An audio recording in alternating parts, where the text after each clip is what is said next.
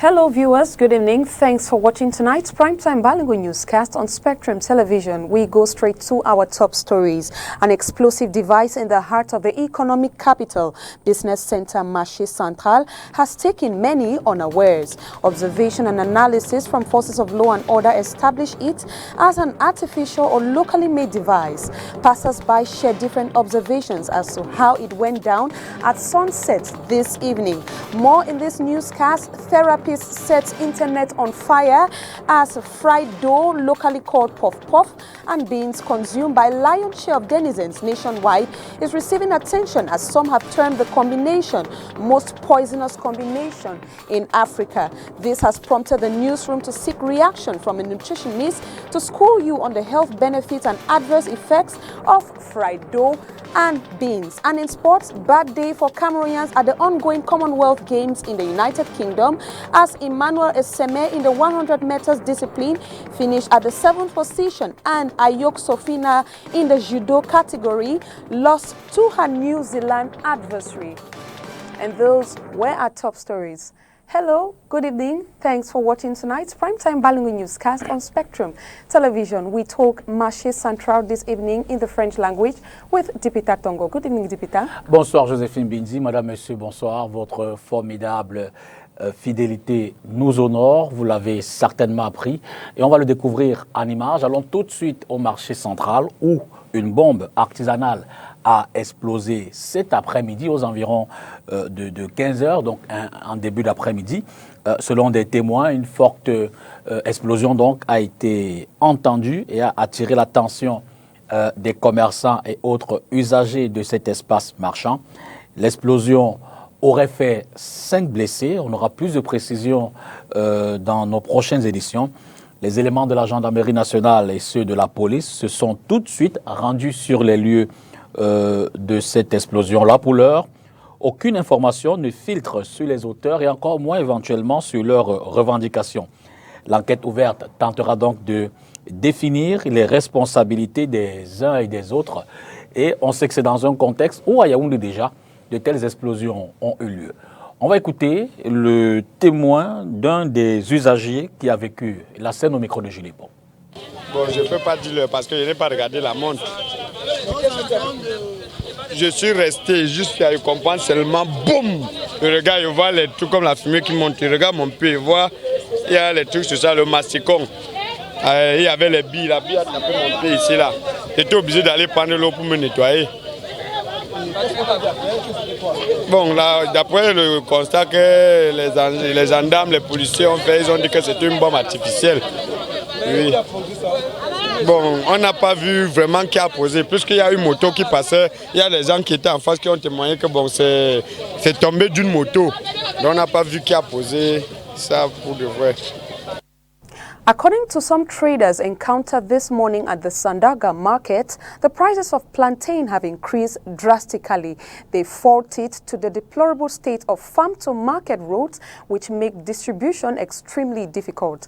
Catherine Kone and Gilbert Mange tell us more. Prices of plantain has witnessed a sudden increase since the start of the rainy season. According to some traders, the increase is as a result of bad road. No plantain in the market because there is a bad road. To transfer it from the farm to the market, there is no road. Lack of road transportation, means of transportation, there is no way. There is no road. There are plantains in the forest, but to carry them is a big problem. Even cars have refused to carry us because of the nature of the road. Though lying in hordes, as though kept ready to lure customers into buying them, the prices are frightening, as the traders explain. Yes, customers, they need plantains, but to buy a bunch of plantains these days is very dear because there is no plantain in the market. There are bunches we buy for 10,000, 11,000, 8,000, which we used to buy for 5,000, 4,000 francs. But now the prices are from 7,500. There are bunches of 12,000, 11,000. While calling on the government to look into their situation, the traders say they now retail the plantains in order to make sales. My own proposal is that we beg the government to arrange the roads so in order for the farmers to send the plantains in the market. We are forced to retail because majority of people, for them to buy in bunches is not easy. So we put 6 fingers of plantains for 1,000 francs and 9 fingers of plantains for 2,000 francs. Plantains, which used to be consumed by many, its demand still seems to be really slow and almost not picking up at all. Beignets, haricots, bouillis ou BH pour les habitués des tonneaux d'eau des rues du Cameroun. Cette composition alimentaire très prisée fait l'objet d'une vive polémique depuis qu'un biologiste et thérapeute a déclaré sur les réseaux sociaux, non sans rire, sa toxicité. Tollé général suivi de protestations. Pour en avoir le cœur net, nous avons rencontré une nutritionniste afin de tirer cette affaire au clair. Le docteur Marthe-Élise Tanque nous en parle dans ce reportage de Mireille Siabzé à Yaoundé. Par exemple, dans toutes les rues de Yaoundé, vous trouverez un Beignetaria, le fast-food local. C'est un lieu de restauration rapide où le plat principal au menu est le beignet haricot bouilli. Cette formule a vu grandir la majorité des Camerounais sans aucune inquiétude. Mais l'on apprend aujourd'hui, avec un biologiste déclaré sur la toile, le docteur Zoubo, que le plat beignet haricot bouilli est une nourriture poubelle, autrement dit toxique pour l'organisme. Qu'en pense notre nutritionniste? Commençons avec le beignet en lui-même. Alors, la polémique se trouve au niveau du fait que le blé aujourd'hui a été modifié sa formule et il n'apporte beaucoup plus que le sucre et puis des protéines génériques dans le nom, c'est le gluten, dont certaines personnes n'arrivent pas aujourd'hui vu le système tellement épuisé à digérer. L'autre aspect se retrouve au niveau du mode de cuisson. Justement, ce qui est vraiment relevé, c'est le mode de cuisson qui est friture, de haute température. Et non seulement haute température, mais la qualité de la matière grasse qui est utilisée. Les huiles, l'origine parfois est douteuse. Et l'autre aspect, c'est que les bains d'huile ne sont pas changés parce que les huiles, lorsqu'ils sont déjà frites à haute température et 1, 2, 3 fois, ils naissent des composés très toxiques à l'intérieur. Parlons de la bouillie. Quels sont les méfaits de cet aliment cuisiné tel qu'on en voit tous les jours dans les Beignetarias? La bouillie à base de maïs, s'il est dépulpé, c'est encore plus grave parce qu'il n'y a même plus de fibres. Si le maïs n'est pas dépulpé, ok, il y a encore des fibres alimentaires qui peuvent ralentir le passage du sucre dans le sang. Mais il se trouve que les procédés de fabrication de cette bouillie, il faut fermenter, il faut verser l'eau, ensuite il faut laver à plusieurs eaux lavées. Ça lessive une bonne partie des micronutriments, c'est-à-dire vitamines et minéraux, qui sont très très manquants dans notre alimentation moderne d'aujourd'hui. Nous avons tellement de ce qui est macronutriments qu'on a plutôt besoin des micros qui parlent. Et une fois de plus, on a là un concentré de sucre simple et de sucre complexe, puis on ajoute de sucre à l'intérieur. Et le haricot alors, qu'en est-il exactement? Le haricot de prime abord, c'est des petites pilules nutritives qui apportent des fibres, des protéines, des vitamines, des glucides complexes, des minéraux. Mais le problème, une fois de plus, va se poser au niveau de la cuisson. Si le haricot n'a pas été pré-trempé parce qu'il y a des facteurs antinutritionnels dans le haricot, les phytates, et surtout un sucre que le corps ne digère pas bien, c'est lui qui crée des flatulences, des ballonnements. Donc il faut tremper au moins 10 à 11 heures de temps avant de cuire pour que ce sucre qui est trop soluble parte dans l'eau. Une fois que c'est fait, si on a trop cuit notre haricot, il se comporte, on parle de la glycation, il se comporte maintenant comme un sucre et non comme une protéine et tout ce qu'on recherchait là-dessus. Il faut reconnaître que le rendez-vous de la formule BHB dans les Beignetarias est devenu une vraie tradition au Cameroun. Dans les rues de Douala, certains usagers rencontrés disent leur amour pour les beignets haricots bouillis. Rien ne peut les en détourner. Selon ces derniers, il en faut plus pour les décourager. Les conditions de préparation de ce plat chez certains commerçants ne sont pas des arguments à en rompre l'envie. Suivez ces réactions au micro de Gilbert Manger. Beignet haricot, c'est ma nourriture préférée parce que je suis né avec beignet haricot et j'ai grandi avec beignet haricot. Je continue à manger le beignet haricot. Vous n'avez pas peur? Non, j'ai pas peur. Ce qui se passe dans le Facebook là, ça reste sur Facebook. Ça se limite sur Facebook. La personne qui parle de ce qu'on entend voir sur Facebook, on ne sait pas quelles études qu'il a menées pour développer ce thème-là. Non, moi je ne mange pas de beignets haricots parce que j'ai un problème de santé. Ça me dérange en fait. Donc ce qui fait que j'ai arrêté avec cette histoire de farine. Ouais. Beignet haricot bouilli, c'est quand même un bon aliment, c'est bien. C'est consistant, non? Alors, vous voulez donc quoi? Avec ces sorties, vous pouvez encore consommer? Pourquoi pas? Bien sûr que je consomme toujours. C'est ce que j'ai consommé depuis mon enfance. Jusqu'à présent, mes enfants consomment cela. C'est ça qui nous a nourris dans l'enfance, c'est ça qui nous a fait grandir. C'est vraiment vitaminé, très consistant. Vous n'avez pas peur? J'ai pas peur du tout, non. Enfin, ce que j'en pense, c'est qu'il se trompe. Il se trompe. C'est vrai, il n'a même pas fait des études. Est-ce qu'il a fait des études par rapport à cela? Non. Parce que si on va en arrière, ça veut dire que nous sommes en 2022. On va en arrière. Si on va de 70,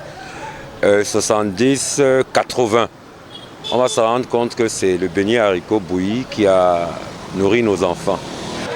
Je pense que ça fait longtemps que nos familles en consomment. Bon, en ce qui me concerne, je n'ai pas vu de mal à cela depuis tant d'années que je consomme ces beignets haricots. Onto this brief, participants of the fourth session of the implementation of the recommendations of the Measure National Dialogue are in sitting today at the Prime Minister's office, the Star Building. Paddy Asanga and 2 other members of the Cameroon diaspora are in attendance. Details and a synopsis of that encounter in subsequent editions in our newscast. A good number of internally displaced persons from the northwest and southwest regions are going through a professional training in Yaoundé. A joint partnership between local businessmen and Chinese investors are investing their time to teach them sewing techniques, enable them in their everyday endeavor. Let's listen to this element cut for us by Olivier Mbuzike. I have about 25 participants here for this training. Actually, how did I come about this? I happened to have traveled to China in 2015 and 2016, where I studied handmade work and jewelry making techniques for developing countries. After coming back to my country, I saw how hardworking the Chinese people were. I saw how organized Yunnan International Business Vocational College was, and all the trainings they have been implementing. And when I came back, I first of all started with a beads. It's a beads training. Then I wrote my report. They saw how interesting it was. I decided to partner with them, with Yunnan International Business Vocational College, for this training. I partnered with them. The first partnership I had was on embroidery, which has taken 50 days. So as you can see, the participants have done a marvelous job. They have taught them so many different types of stitches. As you can see, I selected 2 categories of people: the youth, especially the women, especially the internally displaced women from the northwest and southwest region. It's actually going to empower many women and youth, and it will help them to be self-employed. So one of my objectives for this training is to fight against poverty. So this training actually will help them to create their own businesses that they will use to, that it will generate an income and it will increase their standard of living. Un civisme urbain à présent. À Douala, nombreux sont les usagers qui violent le code de la route. En l'occurrence, le sens interdit indiqué par des panneaux d'interdiction implémentés généralement à l'entrée des rues, elles-mêmes réglementées. Gagner en temps, parfois obéir aux clients, sont quelques-unes des raisons données par les automobilistes. Le sens interdit est donc violé et c'est ce qu'on va voir dans ce reportage de Makeda Dignotom et Gilbert Mangé. Ce panneau de signalisation routière composé d'un disque à fond rouge barré d'un rectangle blanc horizontal indique que la circulation sur cette voie est interdite aux automobilistes. À Douala, nous constatons que ce panneau d'interdiction n'est pas toujours respecté. Ce matin encore à Aqua par exemple, nous voyons des usagers braver le sens interdit. Oui, ça nous arrive souvent d'utiliser le sens interdit, bien souvent que c'est pas souvent trop adéquat. On utilise le sens interdit surtout par rapport au client. Parce que déjà quand vous lui donnez le prix, c'est par rapport au trajet normal. Et arriver dit que non, il y a une possibilité de me laisser plus rapidement. Déjà puisque les motos sont un peu du genre, on va les laisser passer. Du coup, on est obligé d'obéir puisque c'est le client est roi. Obéir parce que le client est roi n'est pas une raison suffisante pour justifier la violation du sens interdit. Selon cet autre conducteur de moto-taxi rencontré, les automobilistes doivent respecter le code de la route. Non, pourquoi on prend le sens interdit comment? Ça ne peut pas m'arriver parce qu'on ne nous a pas appris ça dans notre camp. Oui, dans notre camp, Dubaï, Carrefour Dubaï, il y a quoi? Ouais. Donc le sens normal, c'est le sens. Le feu, c'est le feu. Quand il y a le feu vert, c'est pour que tout le monde traverse. Mais le feu rouge, on doit s'arrêter. En cas de violation du sens interdit, la police veille parfois au grain. Oui. Quand on a arrêté une fois, le policier en question qui est parfois là pour essayer de mettre l'ordre, nous demande de rentrer, aller passer par la voie normale. Oui, et c'est parfois cette réaction-là qui met la puce à l'oreille du client que c'était pas normal. Oui. Le respect du panneau d'interdiction est donc une affaire de tous. Le ministre de la Décentralisation et du Développement local lance à Yaoundé la 11e édition de la Journée africaine de la décentralisation et du développement local, justement, couplée à la 5e Journée africaine de l'enregistrement des faits d'état civil. Des événements qui se tiennent dans un environnement marqué par la mise en œuvre pénible de la décentralisation au Cameroun d'une part et la problématique de l'acte de naissance d'autre part. Et vous dites, Olivier Boziqueux, que cette question préoccupe des familles. Dès le 10 août prochain, la ville de Yaoundé va abriter la 11e édition de la Journée africaine de la décentralisation et du développement local. Cette édition se tiendra dans un contexte marqué par un malaise général qui affecte la gestion des collectivités territoriales décentralisées. Le plaidoyer majeur des communes et villes unies du Cameroun auprès du gouvernement demeure obtenir un transfert de ressources et de compétences en leur faveur. Et parmi ces ressources figurent en bonne place les 15% prévus dans le cadre de la dotation générale de la décentralisation.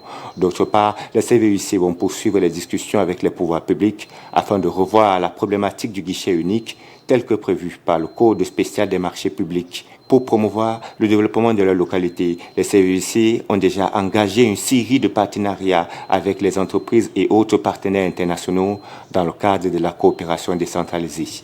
Nous avons rencontré un certain nombre d'acteurs qui veulent venir au Cameroun pour travailler avec les communes, pour travailler avec des structures que nous allons mettre en place pour le développement de notre pays.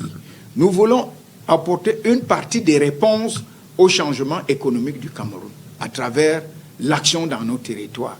D'autres accords de partenariat pourront être ficelés au cours de la semaine dédiée à la décentralisation, placée cette année sous le thème « Faire de la sécurité alimentaire une priorité essentielle pour le développement de la coopération territoriale ». Seulement, cet événement se tiendra concomitamment avec la 5e édition de la Journée africaine de l'enregistrement des faits de l'état civil et de la production des statistiques de l'état civil. Plusieurs milliers d'enfants sont aujourd'hui sans acte de naissance du fait des multiples crises, notamment sécuritaires. L'occasion sera ainsi donnée de faire le point sur les réformes engagées par le gouvernement dans ce sens.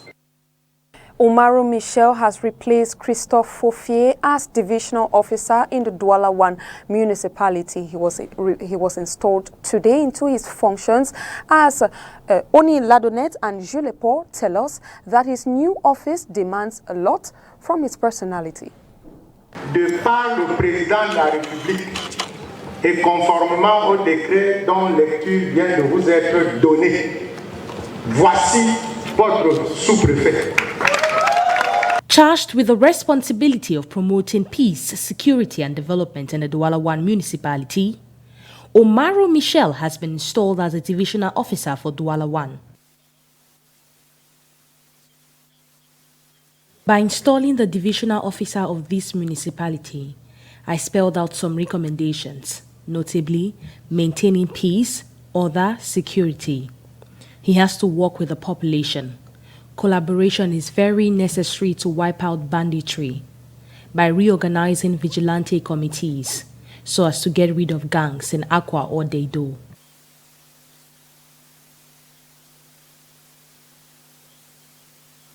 The newly installed replaces Christophe Faufier, who has occupied this post since 2019.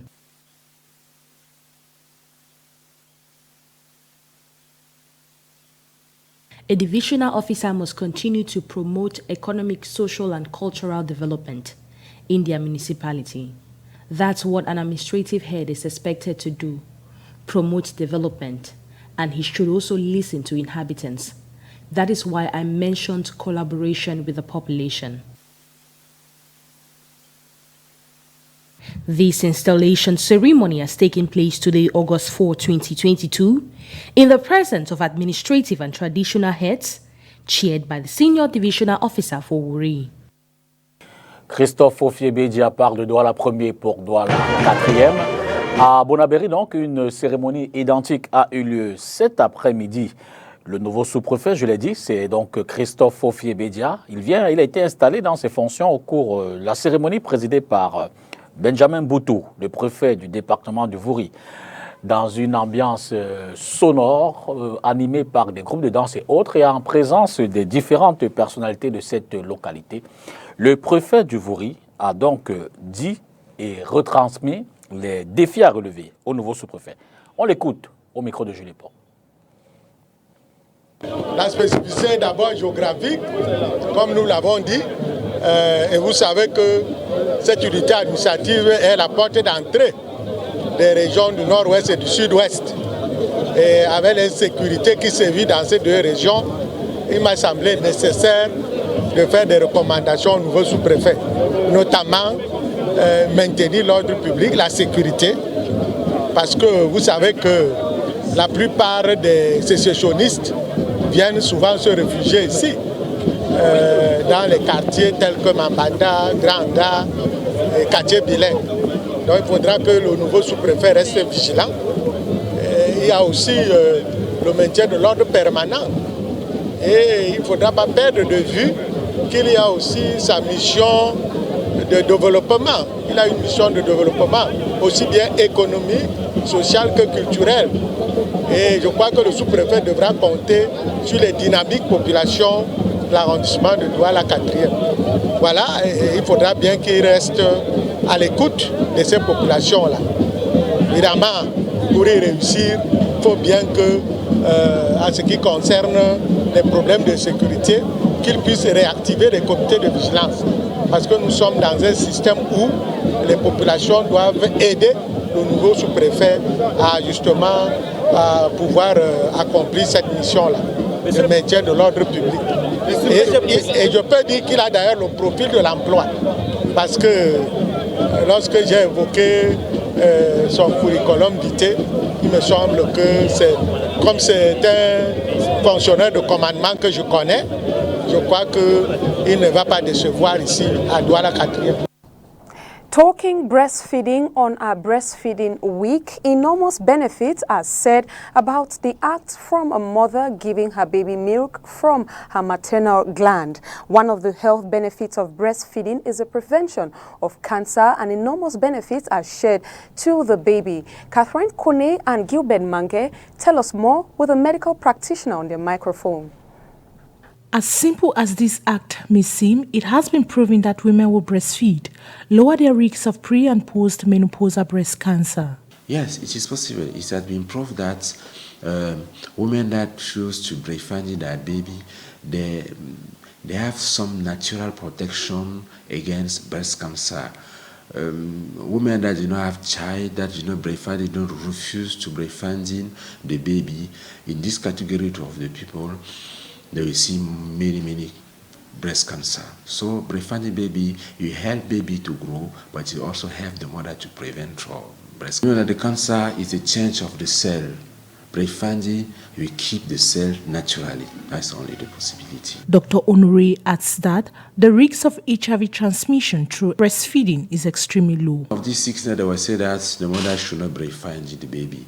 But with the evolution of the medicine, they don't have to prevent mother-child transmission of HIV. They will start till the pregnancy, they will start give the drugs, the treatment for the mother. So the quantity of virus is not enough inside the body or inside the milk. She can really breastfeed the baby till certain time. by taking also, she continue to take HIV drugs, and the baby also will take the HIV drugs. It should be noted that the World Health Organization recommends lifelong antiretroviral treatment for all women living with HIV and exclusively breastfeeding for 6 months for all HIV-positive mothers. À l'étranger, à présent, on va aller en République démocratique du Congo où la MONUSCO prend acte du départ demandé par le gouvernement de son porte-parole. La MONUSCO donc exprime son regret, mais prend acte de cette décision-là. Et puis, dans les relations Côte d'Ivoire-Mali, les 49 soldats ivoiriens interpellés ne seront pas libérés d'aussitôt.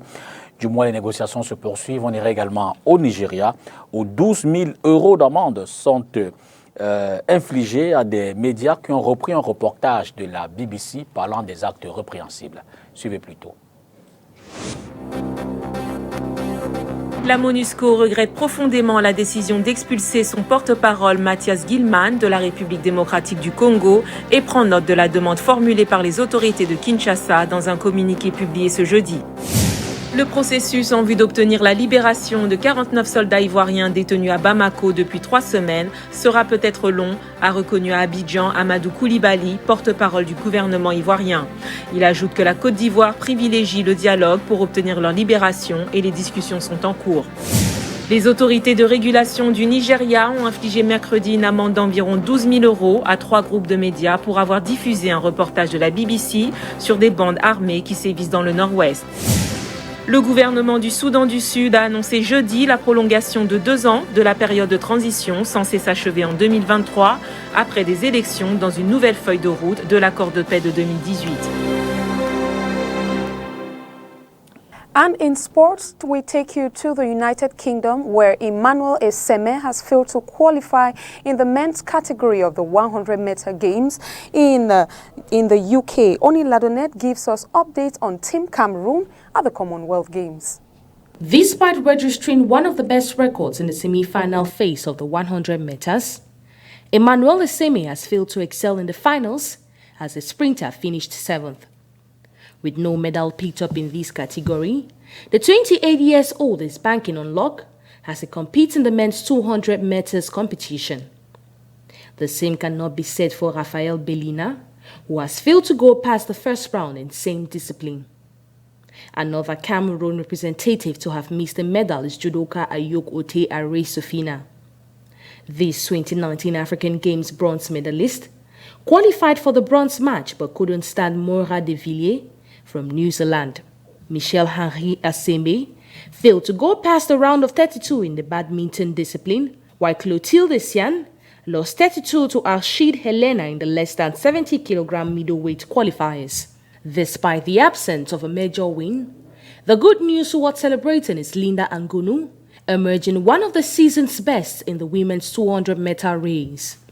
Tamar Giselle Menge has played the women's heavyweight final in para-powerlifting, together with Ernest Makuba Musima in the men's category.